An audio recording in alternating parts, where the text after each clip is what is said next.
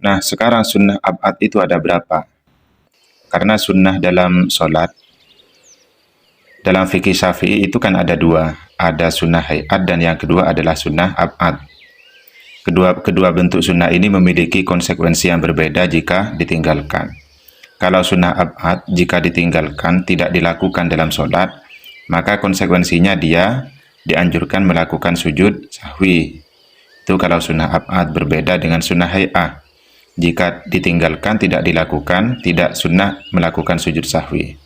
Kalau sunnah ab'ad itu dianjurkan melakukan sujud sahwi jika tidak dikerjakan di dalam sholat. Sunnah ab'ad itu ada 6. Wa hadhil ab'adu sittatun.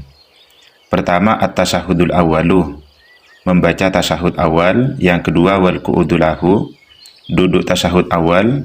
Dan yang ketiga, wal kunutu fi subhi, membaca kunut dalam salat subuh.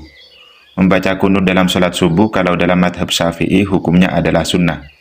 Jadi memang ada dasarnya, ada dalilnya. Wa fin nisfil akhiri min syahri Ramadan. Lalu kemudian membaca kunut di separuh akhir di bulan Ramadan.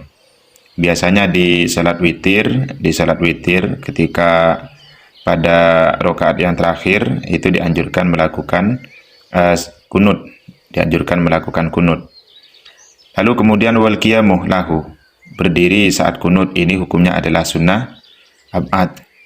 Lalu wassalatu ala nabi sallallahu alaihi wasallam fit tasyahudil awal, membaca sholawat kepada Rasulullah di dalam tasyahud awal. Jadi Allahumma sholli ala Muhammad itu hukumnya sunnah dalam tasyahud awal, sunnah ab'ad.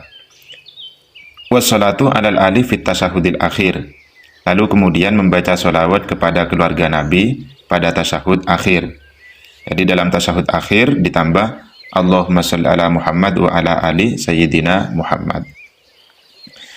Kemudian sekarang dasarnya apa? Dalilnya yang mengatakan bahwa sunnah ab'ad itu jika tidak dilakukan maka dianjurkan melakukan sujud sahwi.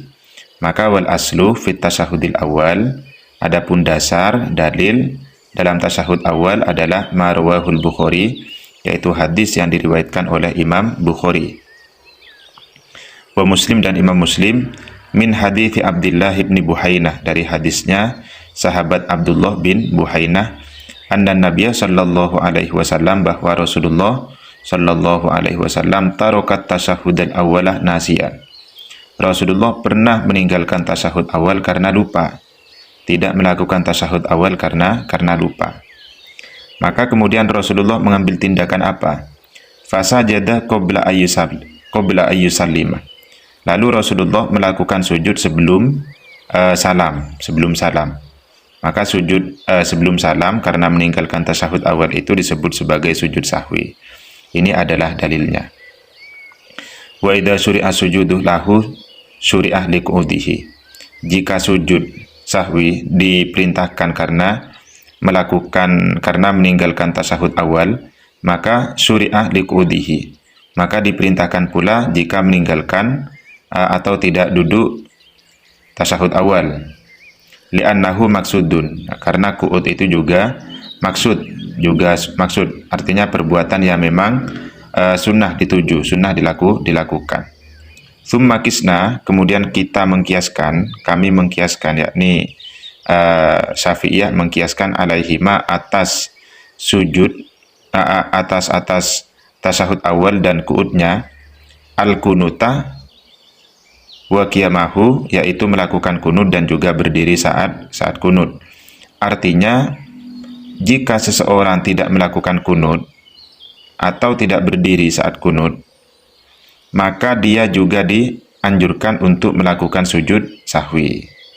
Jadi kiasnya itu adalah kias min haitsu sunniyatihi sujud sahwi. Jadi kiasnya itu dari sisi kesunahan melakukan sujud sahwi ketika tidak melakukan kunut ataupun qiyam kunut.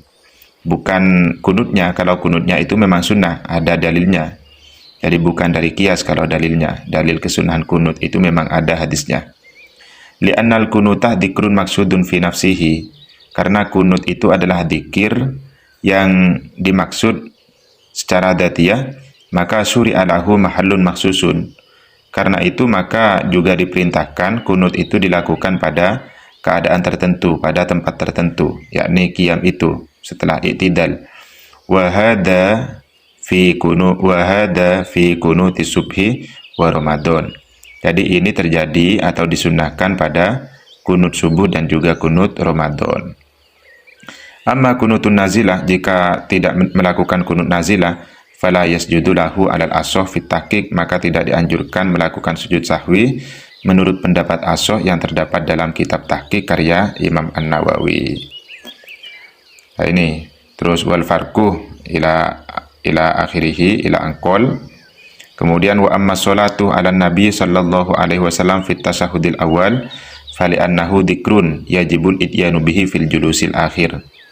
Kenapa membaca salawat kepada Nabi juga dianjurkan masuk dalam kategori sunnah abad dalam tasyahud awal? Karena membaca salawat itu adalah dzikir wajib yang harus dilaksanakan pada saat tahiyat akhir. Oleh karena itu fayasjudu litarkihi fit tasyahudil awal qiyasan ala tasyahud. Karena itu jika tidak melakukan membaca salawat kepada Nabi pada tasyahud awal, maka dianjurkan melakukan sujud sahwi qiyasan ala tasyahud karena dikiaskan kepada tasyahud. Lalu kemudian Imam Ghazali memberikan alasan, wa allal Ghazali. Imam Ghazali memberikan ilat, memberikan alasan kenapa kok dianjurkan melakukan sujud sahwi ketika meninggalkan sunnah abad yang 6 ini. Alasannya adalah wa allal Ghazali ikhtisasus sujud bihadhil umur li'annaha, karena 6 perkara itu minas sya'airid dhahirati, termasuk syiar yang dhahir, syiar yang jelas, syiar yang diketahui oleh semua orang, al-mahsusati bisolati, yang dikhususkan di dalam sholat. Karena semuanya itu merupakan bagian-bagian dari praktek sholat, meskipun tidak termasuk rukun, tapi itu masuk dalam bagian sunnah, sehingga karena merupakan bagian praktek dalam sholat, ya maka sunnahnya itu kemudian masuk dalam kategori sunnah abad.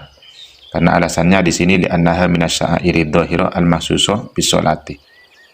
Oke, itu jadi ketika tidak melakukan tasyahud awal, maka kita dianjurkan untuk melakukan sujud sahwi, ya. Fasajada qabla ayyusra. Kemudian jika tidak melakukan kunut, karena kunut itu hukumnya sunnah dalam sholat subuh. Hadisnya itu ada. Jika tidak melakukan kunut, maka dianjurkan fasajada qabla ayyusallima, melakukan sujud sahwi sebelum salam. Tuh. Oke.